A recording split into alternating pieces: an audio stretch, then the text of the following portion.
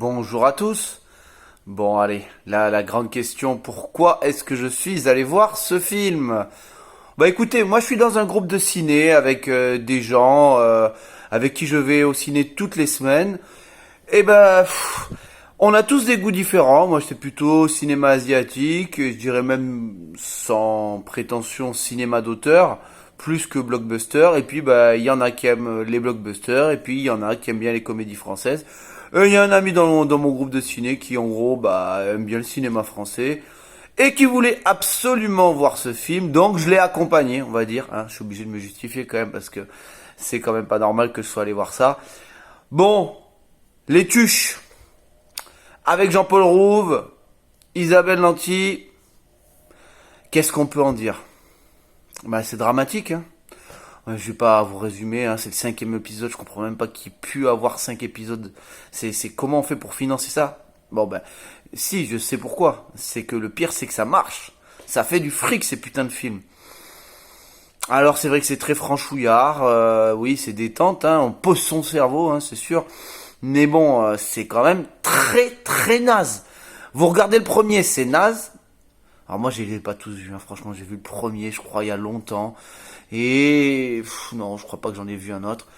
Et là, du coup, bon bah, qu'est-ce que j'en pense? Bah, y a rien, y a rien. Mais c'est affligeant, c'est affligeant. Comment on peut faire des comédies aussi potaches? C'est nul, c'est nul. Mais on se cache tellement, les blagues elles sont pourries, c'est pourri. Il y en a, c'est pas possible. Putain, Jean-Paul Rouve, il est quand même un bon acteur, normalement, dans ses autres films, il est capable en plus de jouer dans un registre dramatique. Bon, ben là, moi, je ne supporte pas la façon dont il parle, parce qu'il prend une espèce d'accent. Putain, ça fait vraiment pas honneur aux Hauts-de-France. Hein. Non, son personnage est insupportable, mais le personnage du film, c'est pour ça que je faisais cote. Mais lui, mais c'est un demeuré. Mais comment on peut faire un personnage aussi nul? Je veux bien que des fois soit un peu graveleux ou quoi, mais non, mais là on est sur des blagues de cours de récréation, c'est limite si on dit pas, hé caca, on n'en est pas loin. Il y a rien, il y a rien. C'est l'impasse au niveau de la créativité humoristique, il y a rien, c'est le néant. Alors oui, alors le film passe vite, je sais pas, même pas, j'ai trouvé ça long moi. Mais peut-être que les gens ils se prennent pas la tête en regardant ça, ils se disent ouais bon ben voilà, on regarde ça, ça nous prend pas la tête.